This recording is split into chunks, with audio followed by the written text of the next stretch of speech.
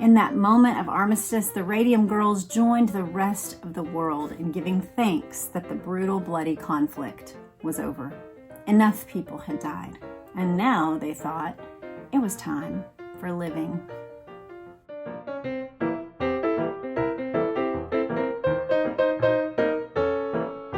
Good morning, you guys. Welcome back to my channel. And if you are new to my channel, then I want to give you a welcome. I also would like to earn your subscription today. We are reading through Kate Moore's book, The Radium Girls, the dark story of America's shining women. And last time in episode 1, we got introduced to one particular young woman who was entering her first day at the radium factory. The official name of the factory was the Radium Luminous Materials Corporation. It was housed in New Jersey, and it was full of young women who sat in rows painting radium, the element. It was really more like a paint mixture containing radium that they would paint onto watch dials for those who were serving in World War I. So business was booming, and they ended up opening a second factory in Orange, New Jersey. And the method that they used was this: lip, meaning to take their brush, lip it off so that it would be nice and flat and usable, dip it into the radium paint mixture, paint onto the dials, lip, dip, paint, lip, dip, paint. They did this because their paint application had to be so tiny and thin. Some of the watch dials required a 1 to 2 millimeter application of paint, and so they had to get it right and not waste paint. So that was the method that these factories used. Before we get into chapter 3, I just want to invite you to come. I am starting a little feature, and we'll just see how many of you are interested. The things that we are going to look at are old magazines that I find in antique shops. I've started doing this on my channel, and you can find the playlist where we go through one article at a time. For example, recently we went through an interview and the story of the nurse/housekeeper who lived with Marilyn Monroe at the end of her life, and it is her account of the night Marilyn died. That was a fascinating article. It taught me some things about Marilyn, who I'm not very familiar with at all. So the new thing that we're going to be starting this Monday, October 28th, is called Vintage Variety Hour. And what I'm going to do is just find little articles and a smattering of them that we can read together. Another thing I'm going to feature is this book called The Decades of the 20th Century. I thought it would be fun in each Vintage Variety Hour to go through one of the decades. So we'll be starting with the 1900s.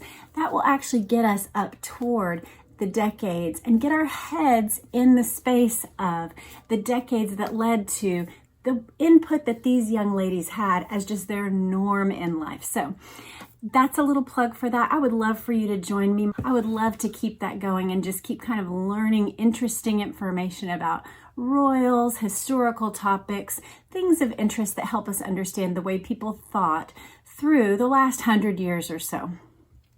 Today, we're going to go ahead and get into the Radium Girls. Chapter 3. Wars are hungry machines. The more you feed them, the more they consume. As the fall of 1917 wore on, demand at the factory showed no signs of slowing. As many as 375 girls were recruited to paint dials. It wasn't long before whole sets of siblings were seated alongside each other, merrily painting away. We have Albina and Molly Maggia. They were soon joined by another sister, 16-year-old Quinta. She was an extremely attractive woman with her large gray eyes and long dark hair. She considered her pretty teeth her best feature.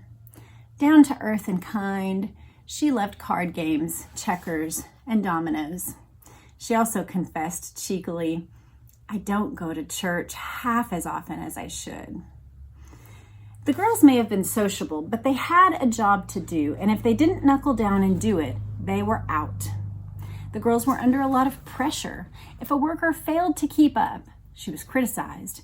If she fell short repeatedly, she eventually lost her job. The only time the girls really saw Mr. Savoy, whose job was downstairs, was when he came to scold them.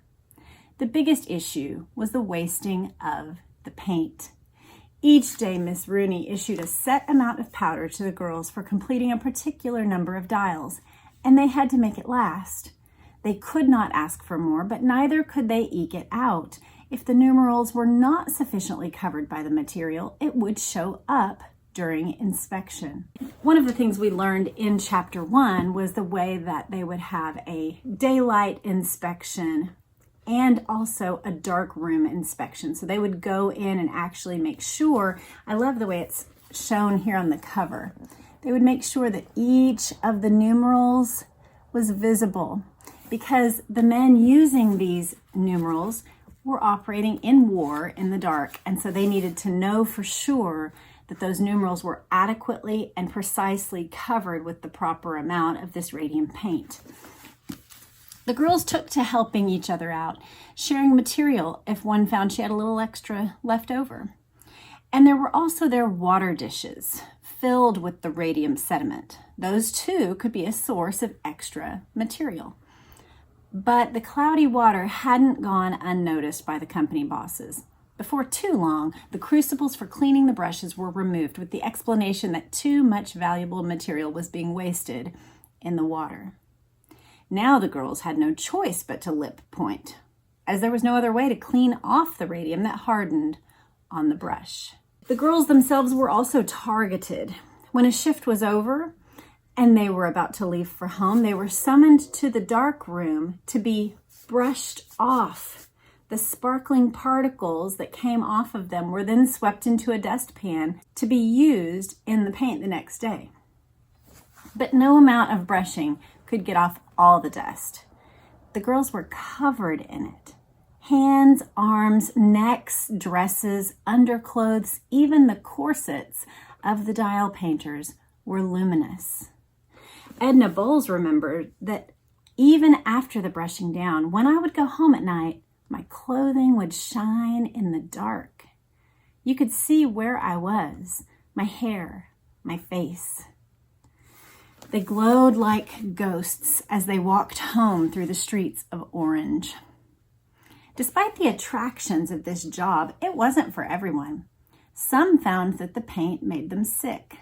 One woman got sores on her mouth after just a month of working there.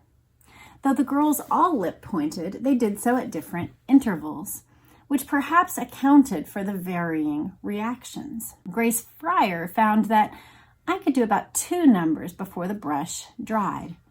Edna Bowles lip pointed on every number, sometimes even 2 or 3 times per number if need be. Quinta Magia did the same. Even though she hated the taste, she said, quote, "I remember chewing the paint. Gritty. It got between my teeth. I remember it distinctly." Catherine Schaub was one of the most infrequent pointers. Only 4 or 5 times per watch would she slip the brush between her lips. Nonetheless, when she broke out in pimples, which, to be fair, could have been due to her hormones because she was still only 15, she was perhaps mindful of some of her colleagues' adverse reactions. She decided to consult a doctor. For her concern, he asked her if she worked with phosphorus. This was a well-known industrial poison in Newark, and it was a logical suspicion. And it made Catherine feel anything but logical and calm. It wasn't only her acne that caused the doctor's concern. There were changes that he noted in Catherine's blood. Was she sure she didn't work with phosphorus? The girls weren't entirely clear about what was in the paint. Flummoxed by her doctor's questions, Catherine turned to her colleagues, and when she told them what her physician had said, they became frightened. En masse, they confronted Mr. Savoy, who tried to allay their fears, but this time his words about the paint being harmless, fell on deaf ears. As any middle manager would do, he went to his managers, and soon after, George Willis came over from New York to lecture the girls on radium, to convince them it was not dangerous. Von Sauschke also participated. There was nothing hazardous in the paint, the doctors promised. The radium was used in such a minuscule amount that it could not cause them harm. And so the girls returned back to their work. Catherine probably feeling a bit sheepish. Her skin cleared up, and so too did the minds of the dial painters. When one of the greatest radium authorities in the world tells you that you have no need to worry, quite simply, you don't. It is hard. I told one of the commenters last week, I feel like we are waiting. It's almost like waiting for a sledgehammer to hit a door. Like we know it's going to come. And we're just standing back and wondering when. When is it going to come? When is that fatal blow going to start hitting and we're going to see the breakthrough to the other side of this story when they start realizing actually it is harmful. But right now we're still on this side of the door and we're just watching the initial first chinks in that door between innocence and knowledge of the danger. Well, the budding romances of the girls were now coming into full flower. Hazel and Theo were as close as ever. Quinta started courting a young man called James MacDonald. But it was May Cubberley who became a winter bride, December 23rd, 1917. As was tradition, she wanted to leave work right away. But Mr. Savoy asked her to stay a little longer, and so she was still in the studio when Sarah Mailfair signed on that same month. Sarah was a little different. She was a shy, matronly woman of 28. She often seemed a little separate from the teenagers. She was broad-shouldered, and she was a single mother. She had a 6-year-old daughter, Marguerite. Sarah had married back in 1909. Her husband, Henry, was a tall French-Irish sexton, but Henry had disappeared. Where he was now, nobody knew. Sarah was hard-working and would become one of the most loyal employees the Radium Company had. For May Cubberley Canfield, however, her loyalty had come to an end. Soon after she married, she became pregnant and therefore handed in her notice in the early months of 1918. Her place was quickly filled. That year, an estimated 95% of all the radium produced in America was given over to the manufacture of radium paint for use on military dials. By the end of the year, 1 in 6 American soldiers would own a luminous watch. And it was the Orange Girls who painted most of them. The women were still encouraging their families to join them in their work. Irene was a cautious, thoughtful young lady. She was the cousin of Catherine Schaub. Rather than spending her wages on silks and furs like some of the other girls, she squirreled hers away into a savings account. A month after Irene started, another new employee began work, but this was no dial painter.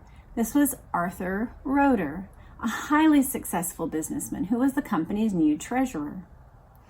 Though he said he was in the studio on numerous occasions, his presence there was an exception, as most of the executives rarely went inside. In fact, of the firm's top men, Grace Fryer remembered von Sauschke passing through her place of work just once. She didn't pay it much attention at the time, but it would come to take on great significance. She was at her desk as usual that day, lipping and dipping her brush, as were all the other girls. Von Sauschke, as per his usual, had his head full of ideas and complex science as he walked briskly about his work. On this occasion, as he passed swiftly through the studio, he stopped and looked straight at her and at what she was doing, as though seeing her actions for the first time. Grace glanced up at him. Conscious of the pace of work around her, she bent again to her task and slipped the brush between her lips. "Do not do that," he said to her suddenly. Grace paused and looked up, perplexed. This was how you did the job, how all the girls did it. "Do not do that," he said to her again. "You will get sick." And then he was on his way. Grace was utterly confused. Never one to back down from something she thought needed further investigation, she went straight over to Miss Rooney. But Miss Rooney merely repeated what the girls had already been told. She told me that there was nothing to it, she later recalled. She told me it was not harmful. So Grace went back to her work. Lip, dip, paint. There was a war on, after all. But not for much longer. On November 11th, 1918, the guns fell silent. Peace reigned. More than 116,000 American soldiers had lost their lives in the war. The total death toll for all sides was around 17 million. In that moment of armistice, the Radium Girls joined the rest of the world in giving thanks that the brutal, bloody conflict was over. Enough people had died, and now, they thought, it was time for living.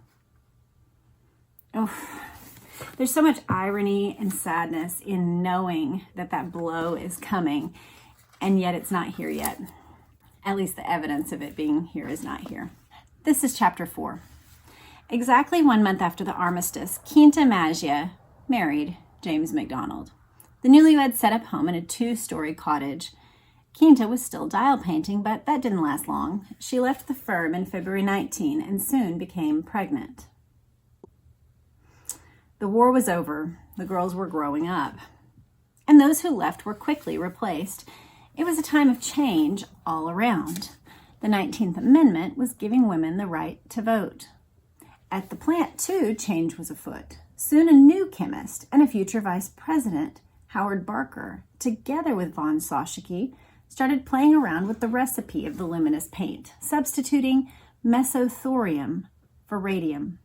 A memo revealed Barker would just mix whatever he had around the place and sell it, 50-50 or 10% mesothorium and 90% radium or whatever. Mesothorium, this sounds technical, but let's just get through it. Mesothorium was an isotope of radium. They had 2 different designations by number. It was also radioactive, but with a half-life of 6.7 years. That contrasts with the other radium that they were using that had a 1,600-year half-life. If you remember from science, I believe the half-life is just how long it takes for the material to reduce to half of its original quantity. And so for it to break down to half in 6.7 years is certainly better than the 1,600 years of radium. So even though it's an isotope of radium, it definitely has a less lasting capacity than that radium that they had been using. In the studio, meanwhile, the girls, for some unknown reason, were asked to try a new technique. Edna Bowles remembered they passed around these little cloths. We were supposed to wipe the brush on this little cloth instead of putting it in our mouth. But within a month, Edna said, they were taken away from us. We were not allowed to use the cloths. It wasted too much of the radium. She concluded the lips were resorted to as the better way. And I just wanted to point out, this is such a natural assumption. Of course, that's what you'd think. Well, they tried this other way, but we've always done it this other way, and it turns out that's the better way, so we're just going to go back to the way we've always done it. You would not think, well, they perhaps were trying to find a way that would keep it from going into our bodies, but then that was too wasteful, so they would rather us take on the risk rather than them taking on the cost. But you'd think, well, this is just more effective. The demand for luminous products showed no signs of slowing, even now that the war was over. 1919 was actually a production high. No wonder Catherine Schaub was feeling tired, she thought. That fall, she noticed cracking and stiffness of her legs. She was feeling in poor spirits generally. Her mother had passed away that year, and so she became closer to her father as they grieved. Just like her cousin Irene, they knew now that life goes on even when those we love die. They knew they could do nothing but knuckle down to their jobs alongside fellow workers, still toiling in the dust-filled studio. Peacetime frivolity meant that there were numerous products customers wanted to make glow in the dark. The company now sold its paint directly to consumers and manufacturers who would perform their own application of the paint. This ended up dramatically reducing the need for painting workforce in orange, but the company would still profit by selling the paint. The site of the Orange Studio was in a residential neighborhood, and so now this was proving problematic because the fervor of wartime had gone. Now patriotism didn't override their sense of concern. The local residents started to complain that factory fumes discolored their laundry and affected their health. Company officials took a weird step. When one neighbor complained and an executive gave $5, which is the same as now about $68, for her damaged washing. Well, that was a mistake. It opened the floodgates. Next thing you know, all the residents are wanting money for their discolored laundry. So the firm learned its lesson and immediately drew the company purse strings tight. While the company was doing well through this new agreement of selling paint, it left the women out in the cold. There was simply not enough work coming in to keep them all employed. Demand dwindled, and now the Orange Studio was running only on a part-time basis. For the dial painters who were paid by the number of dials they did, it was unsustainable. Their numbers decreased until there were fewer than 100 women remaining. Grace Fryer was canny enough to see the writing on the wall. Dial painting for her could only ever have been a stopgap job. It was something important to help the war effort, but it wasn't a long-term proposition for someone of her skills. She set her sights high, and she was thrilled to secure a position at the Fidelity, a high-end bank in Newark. She loved traveling to her office, her dark hair set neatly, and an elegant string of pearls around her neck. Grace was the kind of girl who loved dancing and laughing, and she and her new work friends often hosted dry parties. Prohibition had begun in January 1920. I just wonder what that looked like, and if they felt a change or if they were welcoming it. I know that a lot of the women involved in Prohibition had seen the way that alcohol at that time often dramatically left women abused, that men would get crazy drunk, and if they came from a background with domestic violence, it'd be even more natural for them to get angry drunk and then beat their wives, girlfriends, or families. And so a lot of women came to the issue of prohibition because of domestic violence. So perhaps this change in how we throw a party would have been a welcome change to women. If you know more about that, enlighten us in the comments. I'd be interested to know. Well, she thought the future looked bright, and she wasn't the only one. In Orange, Albina Maggia had met her man at last.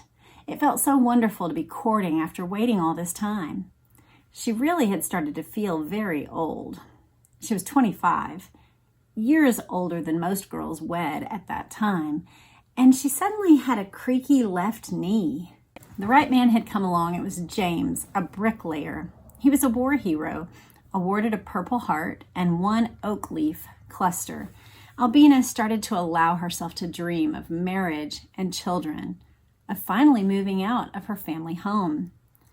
Her sister Molly, meanwhile, was not waiting around for a knight in shining armor to come for her. Independent-minded, confident, and unmarried, she left her family to board in an all-female house on Highland Avenue. Molly was still working at the Radium Company. She was one of the few girls left, but she was brilliant at her job and didn't want to leave. She went to work each day full of energy and enthusiasm. Hazel Vincent, another co-worker, felt so run down that she decided to leave. But the new surroundings didn't improve her condition. She had no idea what was wrong with her. The weight was dropping off. She felt weak and her jaw ached, something rotten. She was so concerned in the end that she asked the company doctor at her new firm to examine her, but he was unable to diagnose her illness. The one thing that she could be assured of at least was that it wasn't her work with radium that was the cause. We all say, oh, you're wrong. In October 1920, her former employer was featured in the local news. The residue from radium extraction looked like seaside sand, and the company had offloaded this industrial waste by selling it to schools and playgrounds to use in their children's sandboxes. Kids' shoes were reported to have turned white because of it. One little boy complained to his mother of a burning sensation in his hands. But von Saschke pronounced the sand most hygienic for children to play in, more beneficial than the mud of world-renowned curative baths. Catherine Schaub was headhunted at the end of November 1920 to train the new workers in watch company studios. Catherine taught scores of girls the same methods she had learned herself. I instructed them, she said, to put the brush in their mouth. The new girls were excited to be working with radium, for the unstoppable craze continued, brought to a fever pitch by a visit of Marie Curie to the United States in 1921. Von Saschke penned an article for American Magazine, quote, "Locked up in radium is the greatest force the world knows," he opined gravely. "Through a microscope, you can see the whirling, powerful, invisible forces, the use of which we do not yet understand." He added this cliffhanger for his readers. "What radium means to us today is a great romance in itself, but what it may mean to us tomorrow, no man can foretell." Just like he couldn't foretell the future of radium, he actually couldn't foretell his own future. And it says in the summer of 1921, he was frozen out of his own company.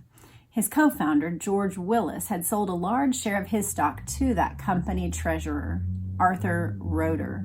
Not long after that, both Willis and von Saschke were unceremoniously ousted in a corporate takeover.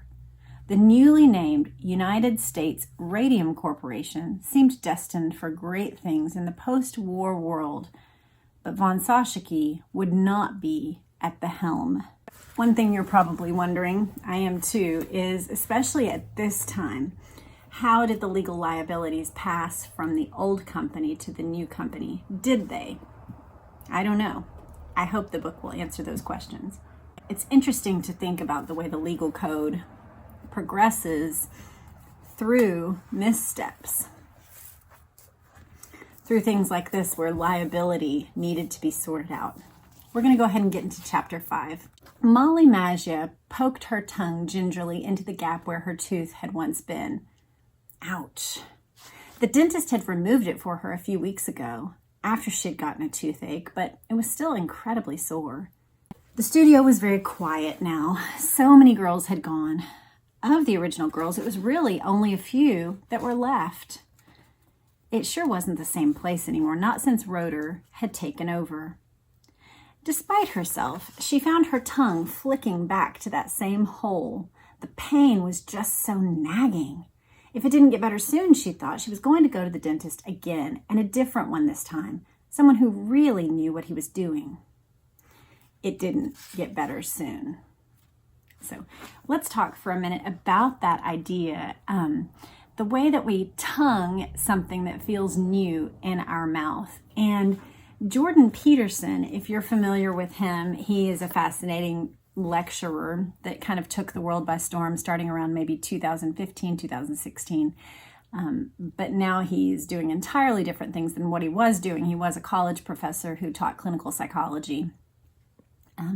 But he used that analogy of the way that our tongue keeps going back to the place where something has changed. If we have a tooth fall out, or if they do some work and reshape a tooth and maybe put on a cap, that our tongue keeps refeeling. And his assessment is that that's our brain trying to remap the place that it knows so well so that it can basically chew properly and talk properly and all of that. He likens it to the way that we might over and over again return to something painful in our lives that's happened, and that there's a function that our brain is searching for the useful lessons and the things that we need to still process, the things that can be learned from whether it's a situation where we've been harmed, where our reputation has been slandered, where we've lost someone we love, where maybe something shocking has happened in our lives, someone that we thought we knew does something shocking, and it either breaks relationship or risks something significant in our lives. And the way that after that happens, we can find ourselves rehearsing that old thing. And his assessment is that that rehearsal is actually the same as our tongue moving to the thing in our mouth so that we can make sense of it. And I think that's a really neat idea. What do you think? I just kind of wanted to share it with you as I read that, because we do that with our tongues and with our mouths, but also we do it with our brains and with our minds. I know that for me, there was a significant event several years back now. When it first happened, it was in my mind constantly, trying to turn it over and solve what happened. How did that situation knock us completely off of our feet? And as I went back through it, I was able over time to identify, I probably should have asked more questions here. My husband saw this and I should have listened to it more carefully. We probably needed to get this in writing. We probably needed to bring more people in at this stage of the situation. And, there are lessons to be learned from very hard situations. And the other thing I'll say that I found is that while my brain rehearsed those things often in the beginning, that then it became maybe once a week. And then once every month or so it would come to mind. And now it hardly ever comes to mind. And that's also similar to the tooth thing, that once your brain has mapped the inside of your mouth, you've mapped it. You're not sitting around tonguing that spot over and over again. And that also is an interesting thought of the way that we do come to understand problems in our lives if we're willing to kind of examine them and think about them. Well, her dental pain did not get better soon. So she made an appointment in October of 1921 with a dentist who had been recommended to her. He knew about mouth diseases. For several weeks, the pain in her lower gum and jaw had become so intense that it was almost unbearable. The dentist was a tall, middle-aged man, and he gently probed her gums and teeth, and he was shaking his head as he examined the place where her tooth had been removed by the previous dentist. Although it had been over a month since that tooth had been taken out, the socket had failed to heal. He observed her inflamed gums and softly touched her teeth, several of which now seemed a little loose. He said it was a disease called pyorrhea, a very common inflammatory disease that affected the tissues around the teeth. The dentist was sure that with his expert care, her condition would soon improve. Yet it didn't. He recalled later, instead of responding to the treatment, the girl became steadily worse. It was so terribly, terribly sore. Molly had more teeth out now. He was trying to stop the infection in its tracks by removing the source of the infection, but none of the extractions would ever heal. Instead, ever more agonizing ulcers sprouted up in the holes that were left behind. This hurt her even more than the teeth had hurt. Molly struggled on, continuing to work at the studio. Marguerite Callow, who was feeling completely well again, tried to engage her in chatter, but Molly barely responded. It wasn't just the pain in her gums, but now she had bad breath that came along with her dental problems. There was a disagreeable odor whenever she opened her mouth, and she was embarrassed by that. Of course she would be as a young woman. It's so sad. Well, all of Molly's sisters couldn't help but be concerned by her deteriorating condition, and as the weeks passed, it wasn't just her mouth that was sore. She started to have aches and pains in completely unconnected places. My sister, Quinta remembered, began having trouble with her teeth and her jawbone and her hips and her feet. We thought it was rheumatism, so the doctor administered aspirin and sent her home again. At least she lived with an expert. One of the women that she boarded with, 50-year-old Edith Mead, was a trained nurse, and she helped care for Molly as best she could. Every appointment brought forth another expensive dentist bill. And no matter how much Molly spent, there was no cure. The more he tried to help, the worse she became. Sometimes the dentist didn't even have to pull her teeth. They would just fall out on their own. Nothing he did arrested the disintegration happening in her mouth in the slightest. Molly's mouth was literally falling apart. She was in constant agony. And for a girl who had always loved to joke around and smile with a toothy grin, her pain was unbearable, and she was almost unrecognizable as more and more of her teeth came out. Well, she was in too much pain to smile anyway. As Christmas passed and New Year's came, y'all, listen to this. The doctors finally thought that they had diagnosed her condition. Sores in the mouth, joint pain, extreme tiredness, a young single woman living outside the family home. It seemed obvious. They tested her for syphilis, a sexually transmitted infection. Y'all, this is sad. She's being accused and having her reputation trampled now on top of all the pain. But that test came back negative. And by now the dentist had noticed certain things about her condition that made him doubt his initial diagnosis. It appeared, an extraordinary affliction, almost like something was attacking her from the inside. His trained nostrils, the smell from her mouth seemed particularly peculiar. Molly's teeth were literally rotting in her mouth. And after conducting his research, he reached a conclusion. He thought that she was suffering from a condition not unlike phosphorus poisoning. This was the same suggestion, you remember, that Catherine Schaub's doctor had made when she had her outbreak of spots on her face a few years before. Fossy Jaw, as the victims of phosphorus poisoning had grimly nicknamed this condition, had similar symptoms to those that Molly was enduring: tooth loss, gum inflammation, necrosis, and pain. And so at her next appointment, the dentist asked her how she was employed. It's shocking that he hadn't asked that yet. It's been months. Painting numbers on watches so that they will all shine at night, she said. With that, his suspicions increased. He decided to take matters into his own hands. He visited the radium plant, but received little cooperation. He remembers, quote, "I asked the radium people for the formula of their compound, but this was refused." Undark was, after all, a highly lucrative commercial property. The company couldn't share that top secret formula with just anyone. The dentist was, however, told that no phosphorus was used and assured that the work in the factory could not have caused this disease. His own tests seemed to back up the firm's assertion. He said, "I thought phosphorus might be in the paint, so he was testing the paint. But all the tests I made failed to show it." And none of this helped Molly. By now, the pain was excruciating. Her mouth had become a mass of sores. Oof. It was horrifying for her sisters to watch. It was her mouth that took up all of her thoughts. There was no escape from the agony. She hobbled over to the dental chair and leaned back. She opened her mouth for him. There were barely any teeth left now, he saw. And she tried to indicate that her jaw was the thing hurting.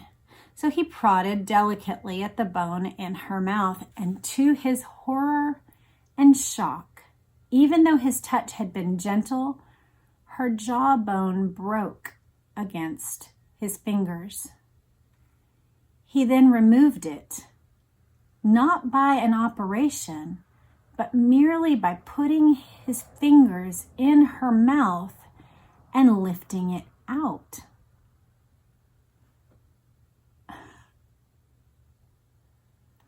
A week or so later, her entire lower jaw was removed in the same way.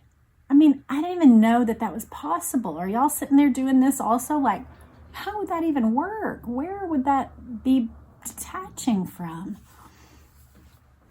Molly couldn't bear it. There was no relief. All the doctors could offer were analgesic drugs that barely helped. She became anemic, weakening further. And even though the doctor wasn't a physician, he tested her for syphilis again. This time the results came back positive. The doctor didn't even tell her. It was common at this time for physicians not to communicate to their patients their diagnoses. She would have known if she had heard the news that it couldn't possibly be that. If anything, she should be full of health. Not only was she young, in her 20s, but she had worked with radium for years, for goodness sakes. So her health should be miraculous. Remember in chapter 1, we heard about all the marvel products that had been made and the way that they have been sold to the people, that this was a health product. This was a boon for your health to be around radium. Only that February, the local paper had declared, radium may be eaten. It seems that in years to come, we shall be able to buy radium tablets and add years to our lives. But for Molly, time was running out. The dentist had hoped that by removing a tooth or an infected piece of bone, the progress of the mysterious disease would be halted. But now it was evident that whenever a portion of the affected bone was removed, instead of arresting the course of the necrosis, it actually sped it up. Molly's condition deteriorated further. She was getting painful sore throats now. Her jaw at times would just spontaneously bleed. September 1922, Edna Bowles was preparing to wed. Her husband-to-be was a plumber of German heritage. He was devoted to her. She laid out the accoutrements. Wouldn't be long now. In September 1922, the peculiar infection that had plagued Molly for less than a year spread to the tissues of her throat. The disease slowly ate its way through her jugular vein. On September 12th at 5 p.m., her mouth was flooded with blood as she hemorrhaged so fast that Edith could not staunch the bleeding. Her mouth, empty of teeth, empty of jawbone, empty of words, filled with blood. It spilled over her lips and down her stricken, shaken face. She died, her sister Quinta said, a painful and terrible death, at just 24 years old. Albina said she died, and the doctors said they didn't know just from what. Adding, my elder sister went down to the dentist. We were told after her death that she died of syphilis. What a shameful, sad little secret their family now had. When the final medical bills came in, addressed to the girl's father, labeled for Amelia, her family doctor had reduced the amount that he charged them. They buried Molly on September 14th, 1922, in Rosedale Cemetery, Orange, in a wooden coffin with a silver nameplate. It was inscribed simply, Amelia Magia. Before they said their goodbyes, her loved ones laid out her clothes, white dress, stockings, black leather pumps. Gently they clothed her body in the garments, and then Molly was laid to rest. Her family hoped that she would at last find peace. We're going to stop there at the end of chapter 5. I hope you're enjoying this story, even though it's sad, terribly sad. We're going to make our way through this book about at this pace, hopefully 3 or 4 chapters per episode, and I hope you'll continue to join me. It's a fascinating story. I want to remind you of our schedule. On Sundays, we are working through the autobiography called Melania, written by Melania Trump. If you are interested or think you could be, I want to let you know I'm trying very hard not to go through that at all in a political way, not in a way that riles up, but more in a way that gives us a peek into this woman about whom many of us know very little. I find her to be a very reserved woman, and so I'm really enjoying getting to learn more about her childhood and the fashion modeling years. And so that's where we are in that book. So if you want to check it out, that would be on Sundays. On Monday is when we will have our vintage variety hour, where we will go through old magazines and walk through the decades together. And then on Wednesdays, we are continuing our read of Chappaquiddick by Leo D'Amour. So I hope you'll join me for any or all of those that interest you. And if you've made it this far and you haven't yet subscribed, please do so now. I would sure appreciate it. I want to hang out with you more and read awesome books like this. Would you guys like this video and add your thoughts about especially poor Molly? That whole time, it was like waiting. And then in that last chapter, we get the outplay of her sorrow and her family's sorrow there at the end of being told it was syphilis. Not at all the appropriate reason for her suffering. So hopefully, I think we will get some justice by the end of this book. We will start to see, hopefully, the outplay of the truth. But we wait for that. I'll see you guys next time. Have a great day. Bye.